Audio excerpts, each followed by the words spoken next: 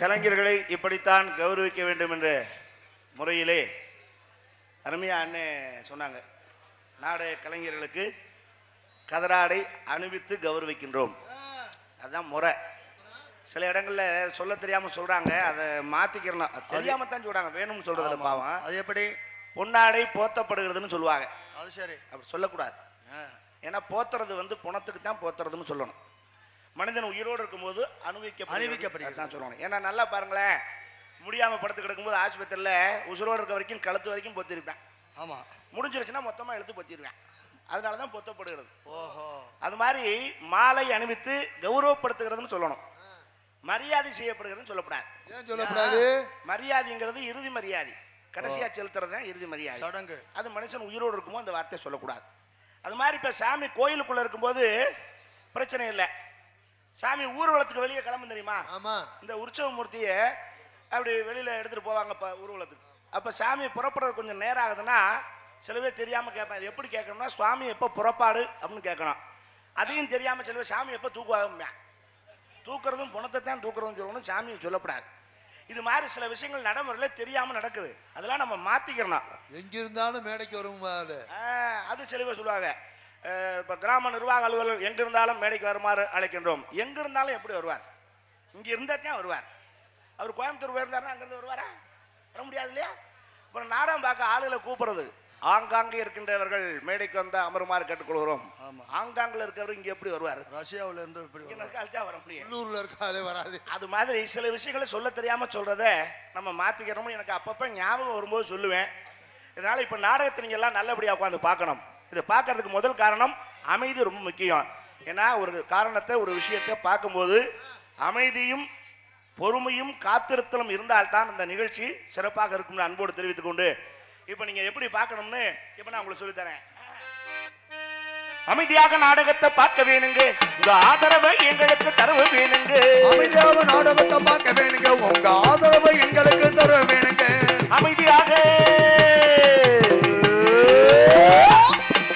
அமைதியாக நாடகத்தை பார்க்க வேணுங்க, உங்க ஆதரவை எங்களுக்கு தர வேணுங்க.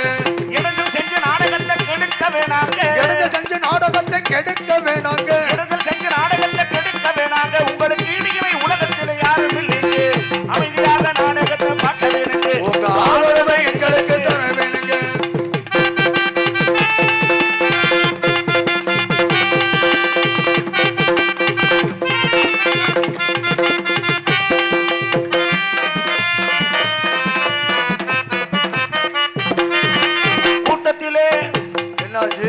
இந்த கூட்டத்திலே கூச்சல் குழப்பம் செய்யக்கூடாது. குஞ்சு குமரிகளை குறுகுறுன்னு பார்க்கப்படாது. கூட்டத்திலே கூடாது, குஞ்சு குமரிகளை குறுகுறுன்னு பார்க்கக்கூடாது. ஏன் நிப்பாட்டிட்டீங்க? பாப்பா கூட்டத்துல கூச்சல் குழப்பம் பண்ணோம்னா கூச்சல் குழப்பம் நாடகம் கெட்டு. கூச்சல் குழப்பம் பண்ணோம்னா நாடகம் கெட்டு போ. கூச்சல் குழப்பம் பண்ணோம்னா நாடகம் கெட்டு போ. நாடகம் கெட்டு போயிடும். நிறைய செலவு பண்ணி இந்த நாடகத்தை வச்சிருக்காங்க.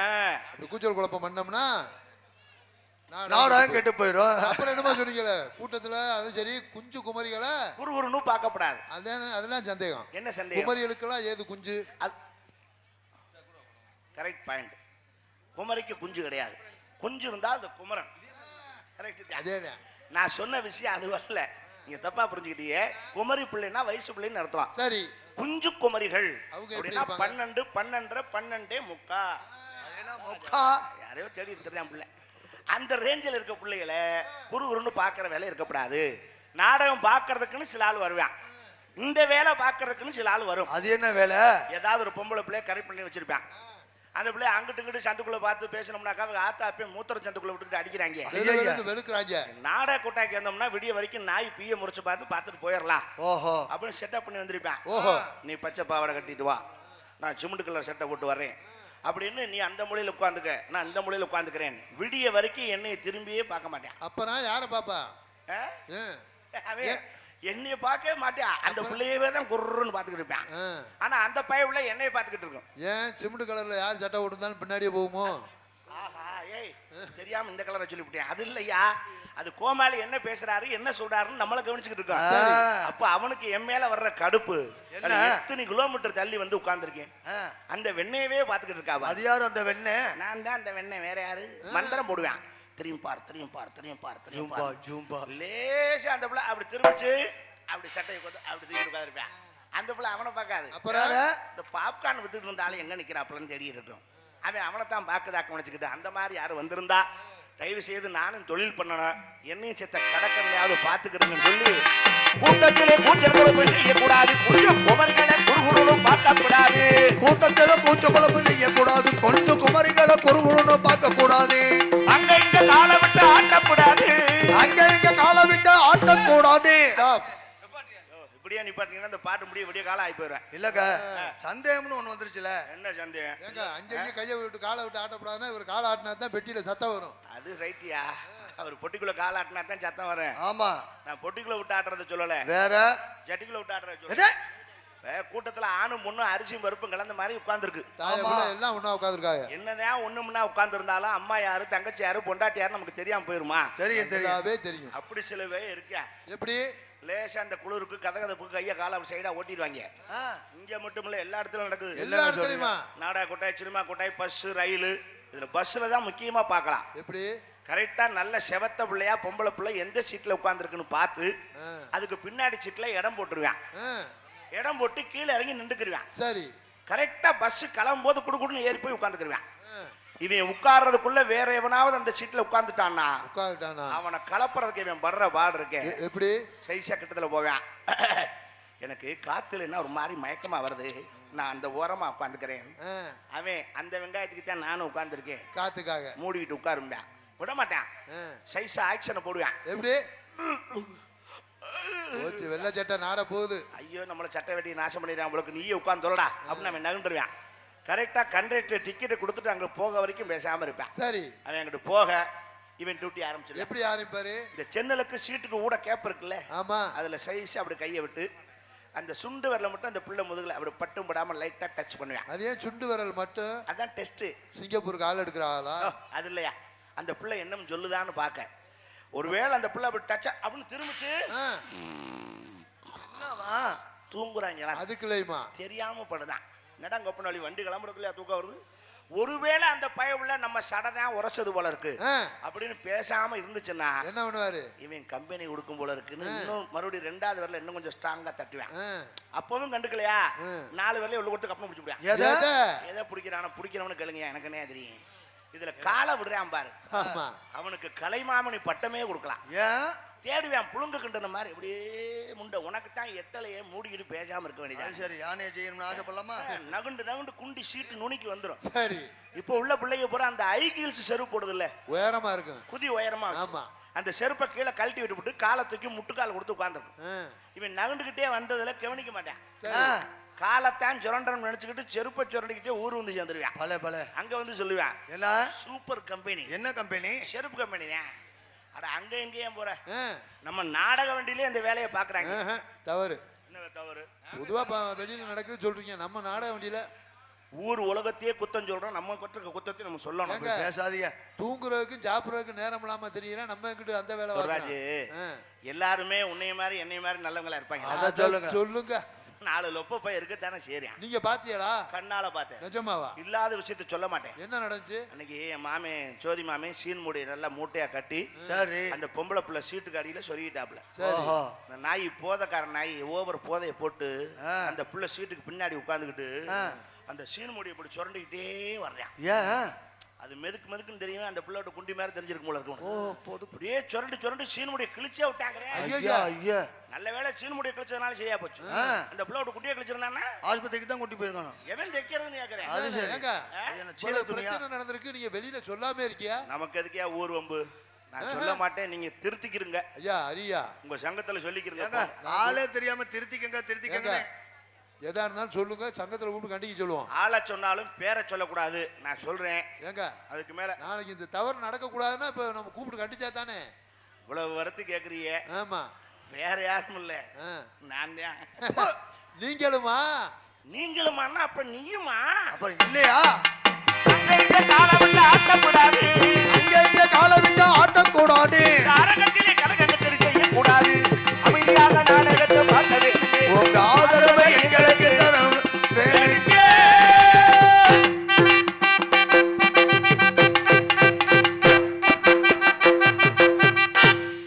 வலையங்குளம் அருள்மிகு ஸ்ரீ தானாக முளைத்த தன்னலிங்க பெருமாள் சுவாமி மாசி மகா சிவராத்திரி உற்சவத்தை முன்னிட்டு வலையங்குளத்தை சார்ந்த கூனாமானா ஆனா வள்ளியப்பன் வெங்கட்டியம்மாள் இவர்களது மகள்கள் K Kalaiyarasi S Kannan S Kalaiselvi S Shanmugavel E Muthulakshmi S Andi என்ற இளையராஜா மகன் வி ராமச்சந்திரன் MBA சின்ன பிள்ளை MA மற்றும் குடும்பத்தார்கள் நடத்துகின்ற பிரார்த்தனை நாடகமாக இந்த சிங்கார கல்யாணங்களே மதிப்புக்கு மரியாதைக்குரிய பெருங்குடித்திரு காவல்துறை ஆய்வாளர் அவர்கள் தலைமையிலும் வலையங்குளம் கிராம பொதுமக்கள் முன்னிலையிலும் நடைபெற நாடகம் ஸ்ரீ வள்ளி திருமணம் என்ற நாடகம் விமர்சையாக நடைபெறும்.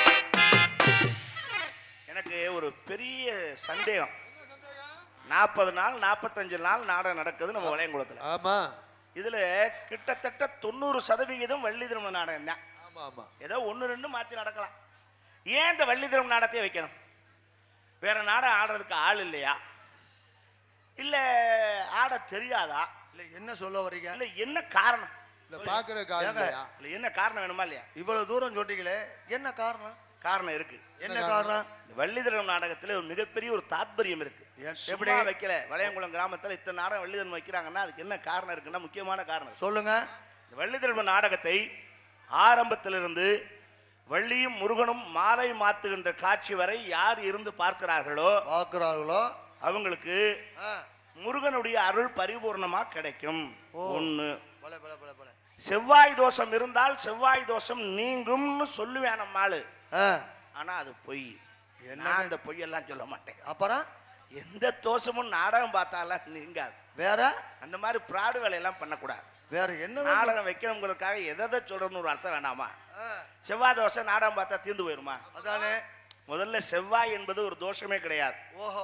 செவ்வாய் என்பவன் அங்காரகன். அங்கார் அப்படின்னா அவன் செவ்வாய் ஒரு மனிதனுக்கு ஜாதகத்துல எவனுக்கு பலமா இருக்கோ அவனுக்கு தான் சொத்து பத்து சேரும், ப்ராப்பர்ட்டி சேரும். இல்லைன்னா சேராது. முருகனுக்கு வேண்டப்பட்டுவேன். முருகனுக்கு அதிபதி இல்லையாவே. அப்புறம் என்ன? அது என்ன வேடிக்கைன்னா இன்னைக்கு சொல்றேன், எழுதி வச்சுக்கிறேங்க.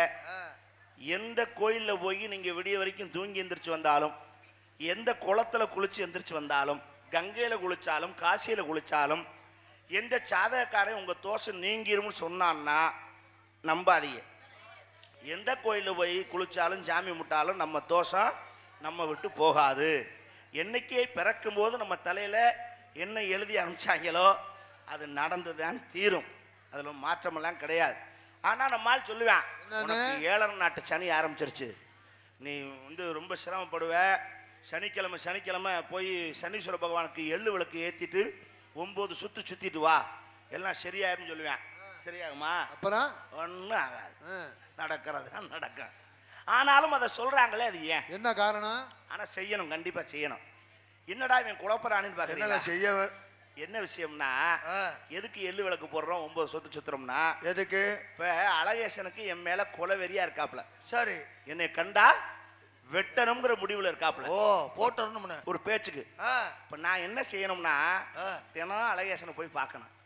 மாப்பிள்ள, நான் யார், உன் மாமே இல்லையா? என்னை போய் வெட்டுறேன் குத்துறேன்னு சொல்லிக்கிட்டு தெரியாது. நல்லாவா இருக்கு? உன் வயசு என்ன, என் வயசு என்ன, என்னை போய் வெட்டலாமாயா அப்படின்னு தினம் நான் சொன்னேன்னா ஒரு 10-20 நாள் கழிச்சு அழகேசனுக்கு மனசு இறங்கும். என்னன்னு, சே இந்த ஆளை போய் வெட்டிக்கிட்டு சே போய் அப்படின்னு சப்புன்னு ஒரு 2 அடி மட்டும் அடிச்சுட்டு விட்டுருவேன். அப்பவும் ஆனா அடி உறுதி. வெட்ட மாட்டான், அவ்வளவுதான். உயிருக்கு ஆபத்து இல்ல. 5வது மாடியிலிருந்து விழுந்தா செத்து போவோம். முதல் மாடியிலிருந்து விழுந்தா கைகால் முறியும், உயிருக்கு ஆபத்து இல்லை, அவ்வளவுதான். காயப்படும். அப்ப எள்ளு விளக்கு போட்டுக்கிட்டே இருந்தா சனி பகவான் கொடுக்குற துன்பத்தை கொஞ்சம் குறைச்சுக்குவானே தவிர அடி உறுதி. அவன் செய்யற வேலையை செஞ்சுதான் அடினாச்சும் விழுகாம இருக்காது. அதுல ஒரு மாற்றம் கிடையாது. அதுக்காகத்தான் இந்த கோயிலுக்கு போறது, விளக்கேத்துறதெல்லாம். ஆனாலும் இந்த வள்ளி திருமண நாடகத்துக்கும் நாடகக்காரனுக்கும் ஒரு பெரிய சம்பந்தம் இருக்கு. என்ன சம்பந்தம்? பொண்ணு எடுத்திருக்கீங்களா? அது இனிமேல் தான். உங்களை காட்டில எங்களுக்கு தான் முருகனுக்கு ரொம்ப டீப்பு. எப்படி சொல்றீங்க? இந்த உலகத்தில் இருக்கின்ற உசுரப்புறம் படைச்சது யாருன்னு கேட்டா யார சொல்லுவீங்க? பர்மா. பர்மா இலங்கைன்னு. பிரம்மா. உலகத்தில் இருக்கின்ற உசுரப்புறம் படைச்சது பிரம்மா, ஒத்துக்கிறேன். ஆனா நாடகக்காரங்களை படைச்சது பிரம்மா இல்ல, முருகன். இந்த தாக்கெல்லாம் விடக்கூடாது. படைப்புக்கு அதிபதி யாரு? பிரம்மா தான். அவர் தானே படைக்கிறாரு. அப்புறம் முருகன் எப்ப படைச்சாரு? அங்க வாங்க, முருகன் எப்ப படைக்க ஆரம்பிச்சான் அதை தெரிஞ்சுக்கணுமா இல்லையா? பிரம்மாவுக்கு முருகனுக்கு ஒரு சண்டை. என்ன சண்டை? சண்டை? வாக்கியா வரப்பு சண்டை இல்ல. வாய் சண்டைதான். சரி. பிரம்மா எதுக்கு வர்றார்? முருகன் இந்த பக்கம் இருந்து போறேன். எங்க மாட்டுத்தாவணி பஸ் ஸ்டாண்ட்லயா? இல்ல, பெரியார் பஸ் ஸ்டாண்ட்ல. முகர கடை பாரு, அவங்க லோகத்திலயா? சரி, மேல லோகத்துல. அப்படி வரும்போது பிரம்மாவை பார்த்துன்னு முருகன் கேட்கறான், யோ பிரம்மா, யோயா நீ தானே படைக்கிற, எதை அடிப்படையா வச்சு படைக்கிறேன்னு கேட்டுவிட்டான். முதல்ல அடிப்படைன்னா என்ன நம்ம தெரிஞ்சுக்கணும். என்ன? இப்போ ஒரு சுடுதண்ணி வைக்கணும்னா அதுக்கு என்னென்ன அடிப்படை வேணும்? சட்டி வேணும், தண்ணி வேணும், நெருப்பு வேணும், அடுப்பு வேணும். வேணும்ல? இதெல்லாம் வேணும். ஒரு சுடுதண்ணி போனவே சட்டி வேணும், தண்ணி வேணும், நெருப்பு வேணும், அடுப்பு வேணும். ஒரு உயிரை படைக்கிறேன்னா அதுக்கு என்னென்ன வேணும்னு கேட்டுவிட்டான் முருகன். பிரம்மாவுக்கு தெரியாமையா இவ்வளவு காலம் படைச்சா? தெரியும். அன்னைக்குன்னு வீட்டில் ஒரு பிரச்சனை. சரி. அவர் சரஸ்வதிக்கு அந்த அம்மாவுக்கும் பிரம்மாவுக்கும் ஒரு சின்ன சண்டை. என்ன சண்டை? ஏதோ கூப்பிட்டு இருப்பார் போல இருக்கு, அந்த அம்மா வர மாட்டேன்னு சொல்லி இருக்கும் போல இருக்கு. எதுக்கு? எதுக்கும் அவங்க குடும்ப பிரச்சனை அப்படியா? அந்த டென்ஷன்லயே வந்திருக்காப்ல. அப்ப மண்டையை சொரிஞ்சுக்கிட்டு அது வந்து முருகா அப்படின்னு இருக்கான்.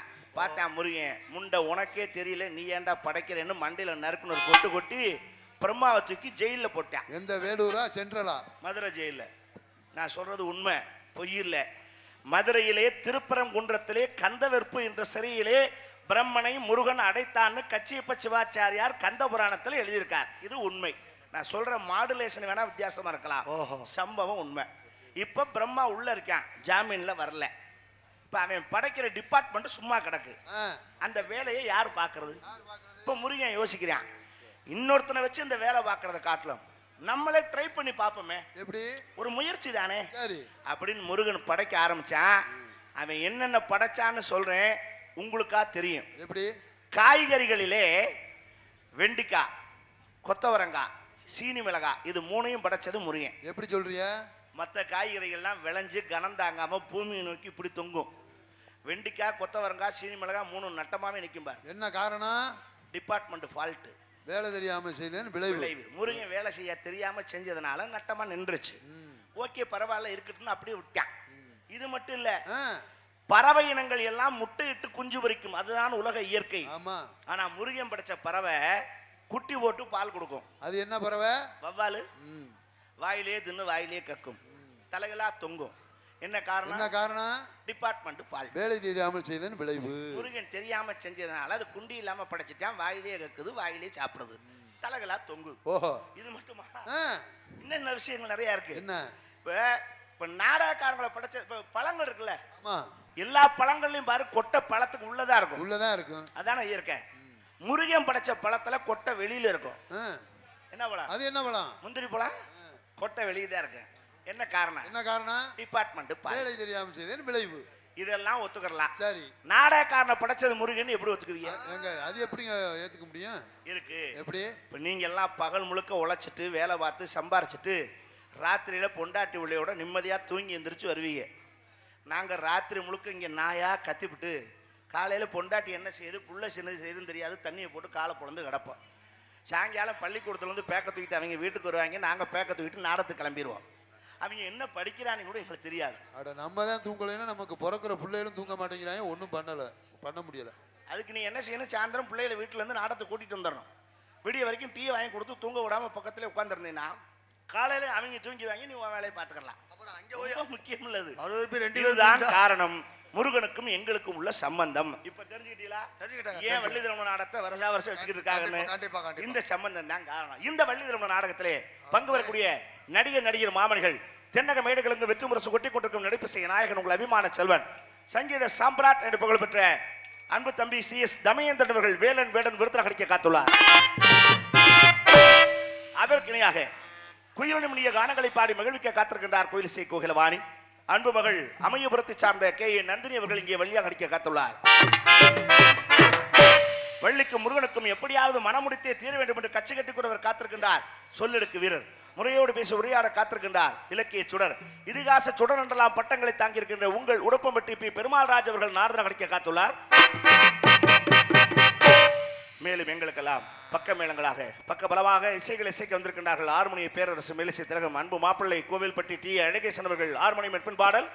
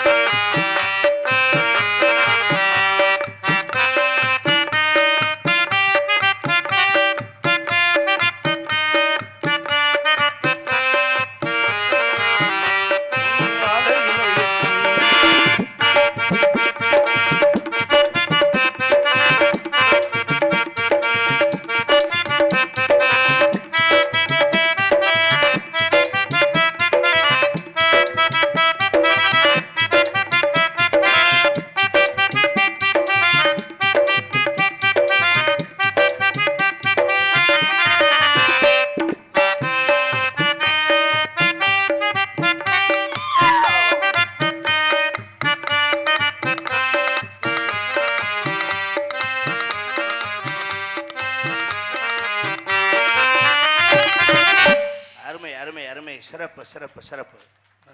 அருமையான ஒரு பாடல். எம்.எஸ். விஸ்வநாதன் அவர்கள் இசையில் வந்த பாடல்.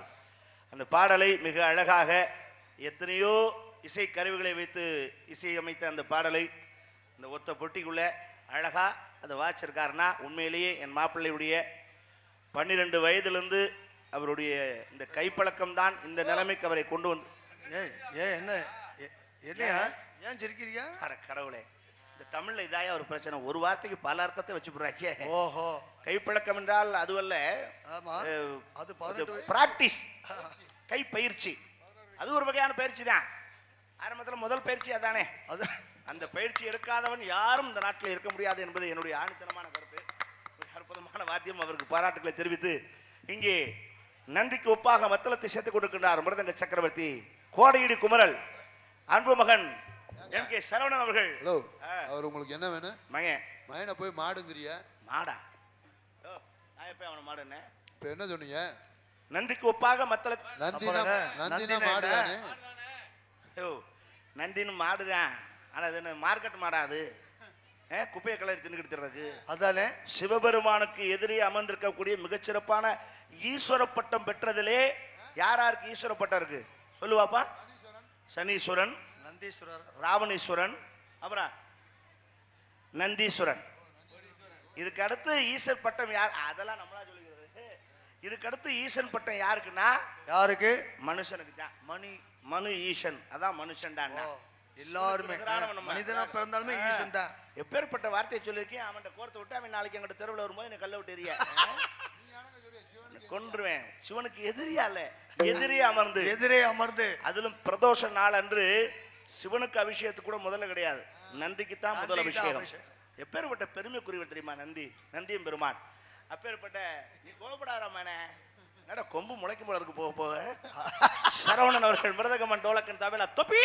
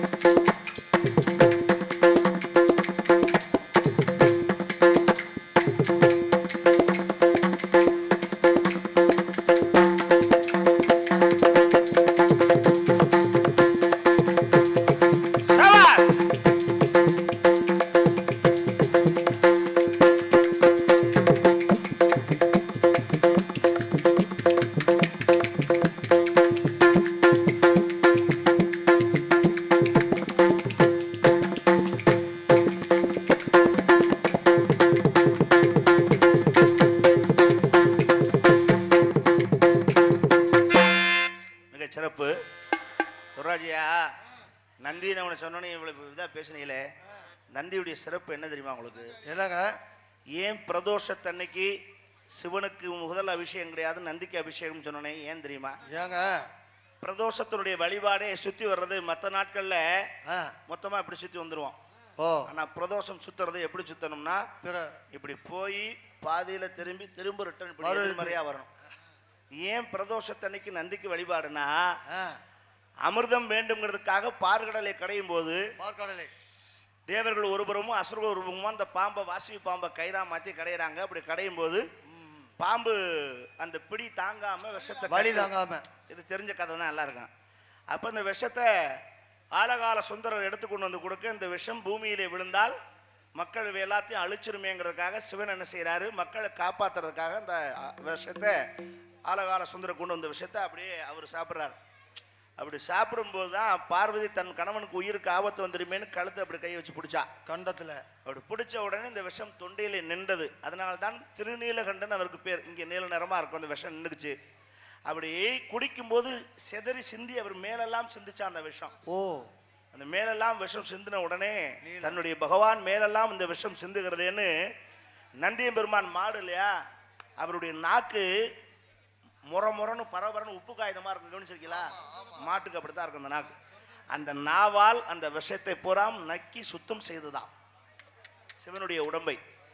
அந்த தன் உயிரையும் பாராது சிவனை காப்பாற்ற வேண்டும் என்று நந்தி பெருமான் தன் நாவால் அவர் அந்த விஷயத்தை நக்கி சுத்தம் செய்த காரணத்தினால் தான் அன்னைக்கு ஈஸ்வர பட்டம் கொடுத்து எனக்கு முன்னாடி உனக்கு அபிஷேகம் தான் சிவன் சொன்னாராம். அப்பேற்பட்ட பெருமைக்குரியவர் தான் நந்திகேஸ்வரர். இதெல்லாம் நம்ம தெரிஞ்சுக்கணும். சில விஷயங்களை எனக்கு மிக சிறப்பு. அவரோடு இணைந்து இங்கே ஆல்ரவுண்டர் சேர்த்துக் கொண்டிருக்கிறார் பலவாத்தி சக்கரவர்த்தி நமது பெங்களூரை சார்ந்த ஆர்.எம். துரைராஜ் அவர்கள் இங்கே ஆல்ரவுண்டர் சேர்த்து உங்களை எல்லாம் மகிழ்க்க காத்துள்ளார்.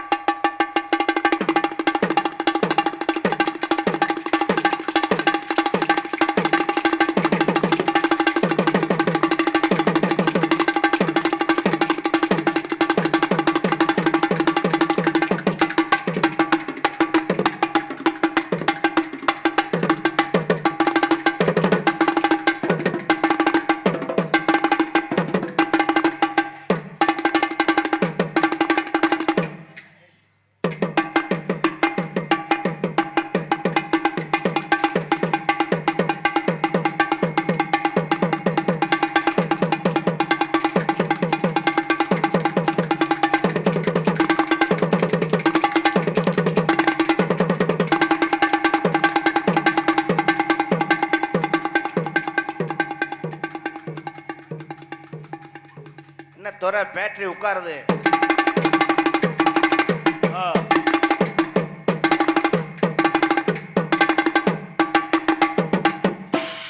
அருமை அருமை அருமை அருமை. மிக சிறப்பான வாக்கியம். எங்க அடுத்த ஐட்டம்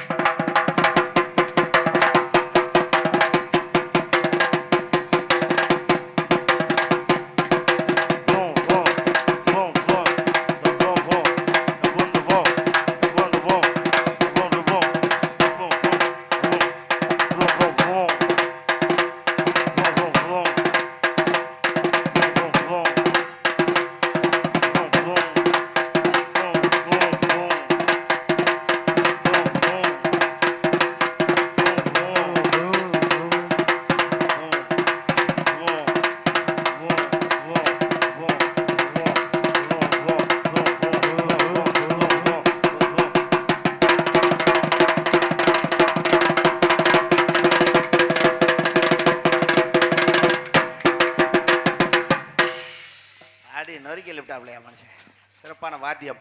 ஏன்னா அவங்கவங்க உயிரை கொடுத்து அவங்கவங்க வாங்குற சம்பளத்துக்கு உழைக்கிறாங்க.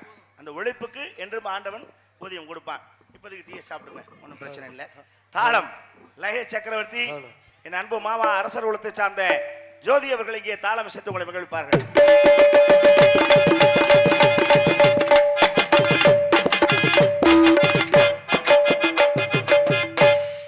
மேலும் இங்கே பபுனாக நடித்து உங்களை எல்லாம் மகிழ்க்க காத்திருக்கின்றேன். உங்கள் அன்பன் உங்கள் வீட்டு பிள்ளை உங்கள் அன்பையும் ஆதரவு என்னிடம் பெற காத்துக் கொண்டிருக்கும் ஆர்பி அரியர்னாக நான் பபுன் காமிக்கு போக்குவரத்து லொட்டு லொசுக்கு சந்து பொந்து அவ்வை அரு கழுதை குதிரை பொம்பளை வேஷம் அப்படி எல்லாம் நம்ம தான் அடைச்சாகணும். விடிய வரைக்கும் நான் தான் அவையாரெல்லாம் பார்க்கணும்.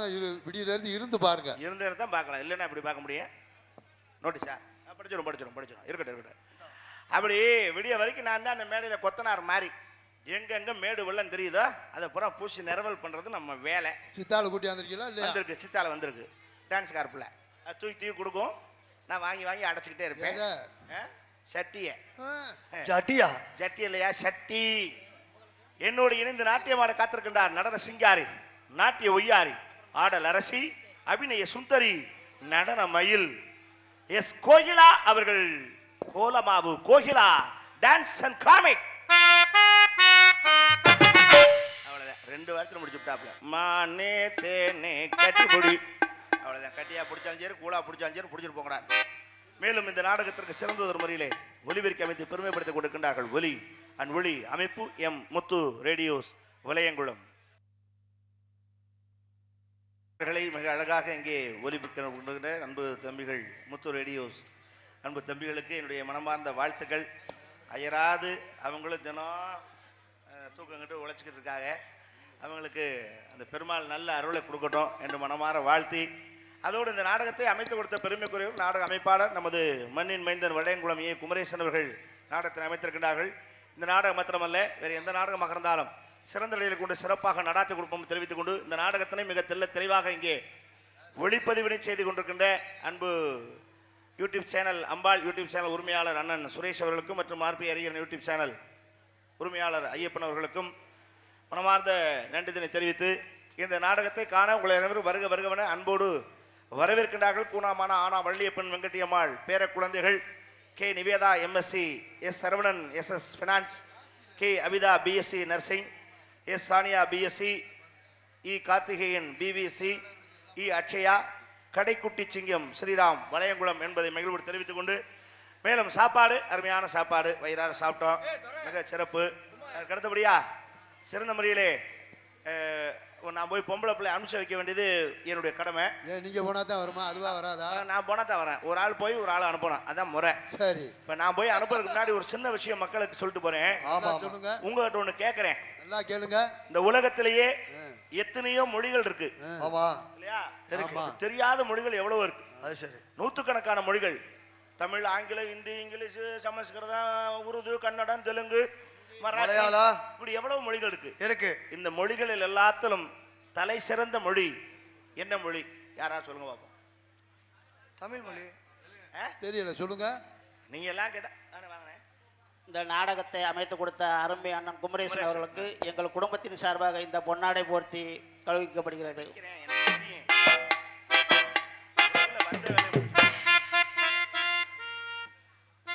நீங்க எல்லாம் கேட்டா தமிழ் மொழி தான் சிறந்த மொழிம்பிய. நம்ம தமிழ் மொழி தான். சரி, இதை காட்டிலும் சிறந்த மொழி எதிரானா மௌனம் தான். மௌன மொழி, பேசாம இருக்கிறதா சிறந்த மொழி. எந்த பிரச்சனையும் வராது. எவன் சண்டை ஓட்டாலும் கம்முன்னு உட்காந்து பாருங்க, எந்த பிரச்சனையும் வராது. வாய்க்கு வாய் பேசுறோம்னா தான் பிரச்சனையே நமக்கு வரும். சரி, மொழிகளிலே சிறந்தது மௌனம். இப்ப நான் கேட்கிறேன், பிறவிகளிலே சிறந்த பிறவி எது? மனித பிறவி சிறந்ததா? யாங்க என்னங்க அப்படி பேசுறியா? சரி சொல்லலாம், ஒருவேளை ஒத்துக்கலாம்னு வச்சுக்க. ஏன்னா ஔவையார் சொன்னா, அரிது அரிது மானிடராய் பிறத்தல் அரிது, அதனினும் அரிது கூன் குருடு செவிடு பேடு நீங்கி பிறத்தல் அரிது. இதுக்கு விளக்கம் சொல்லுங்க. நான் ஒத்துக்கிறேன். கூன் குருடு செவிடு பேடு நீங்கி பிறத்தல் அரிது. நல்ல அவை. ஆமா, கூன்னா என்ன? கூன்னா நிமிர முடியாம நடக்கிறது. குருடுனா பார்வை தெரியாம இருக்கு. சரி, செவிடுனா காது கேட்காம இருக்கு. சரி, பேடுனா அதுதான். அதான் என்னன்னு கேக்குறேன். அதுக்கு சொல்லுங்க விளக்கம். அதுதான் அதானே எரிச்சு வந்தேன். கூனுக்கு சொன்ன, குருடுக்கு சொன்ன, செவிடுக்கு சொன்னேன். பேடுனா என்ன? அதுதான் ஔவையார் சொல்லி இருப்பாங்க. ஔவையார் தெரியாம சொல்லி இருப்பாங்க. ஔவையார் தெரிஞ்சதா சொன்னா உனக்கு தெரியுமா? எனக்கு தெரியாம தான் உங்ககிட்ட கேட்டுக்கிட்டு இருக்கேன். தெரியல, நான் சொல்றேன். பேடு நீங்கி பிறத்தல் அரிதுன்னா, பேடுன்னா ஆணும் அல்லாது பெண்ணும் அல்லாது பிறக்கின்ற குழந்தை, அலித்தன்மையோடு பிறக்கின்ற குழந்தை. அதைத்தான் சொன்ன அவை. கூன் குருடு செவிடு பேடு நீங்கி பிறத்தல் அரிது. அதுதான் அரிதான பிறவி, மனித பிறவி. இப்ப இந்த மனுஷனுக்கு எத்தனை அறிவு? 6 அறிவு. மிருகங்களுக்கு 5. இப்ப 6 சிறப்பா 5 சிறப்பா? இது என்னங்க கேள்வி? சின்ன பிள்ளைய கேட்டா கூட சொல்ல 6 தாங்க சிறப்பு. இல்லைங்கிறேன் நான். என்ன இல்லைங்கிறியா? மனுஷனுக்கு 6 அறிவு. ஆமா. ஆடு மாடுக்கு 5 அறிவு. ஆமா. ஆடு மாடை விட கேவலம் மனுஷங்கிறேன். இல்ல, ஆடு மாடை விட மேன்மையான மனிதன். இல்ல, ஆடு மாடு நடந்த இடத்துல புல்லு முளைக்கும், மனுஷன் நடந்த இடத்துல புல்லு முளைக்குமா? அப்புறம் எப்படி இவன் சிறந்தவன்? நான் கேட்குற உடனே எந்த பறவை இனமாவது நல்ல கூடு கட்டும், தூக்கணாங்குருவி கூடு, ஜம்முன்னு 2 பெட்ரூம் வச்சு கட்டும். பார்த்துருக்கியா? பார்த்துருக்கேன். 2 பெட்ரூம் வச்சு கட்டி உள்ள லைட்டு தேவைப்படும், தன் காதலிக்கு விளக்கு தேவைப்படும்னு உள்ள சாணியை கொண்டு வந்து வச்சு அதில் மினுக்கிட்டாம்பூச்சியை கொண்டு வந்து ஒட்ட வச்சு போடும். நைட்டில் அவங்களுக்கு பெட்ரூம் லைட்டு வேணுமா? மின்மினி பூச்சி. ஆனால் தனக்கு தேவையான ஒரு கூடு தான் கட்டுமே தவிர 10 கூடு கட்டி 10 பறவைக்கு வாடகைக்கு விட்டுருக்கா எந்த பறவையாவது? இல்லையே. மனுஷன் தான் இந்த வேலையை செய்வான்.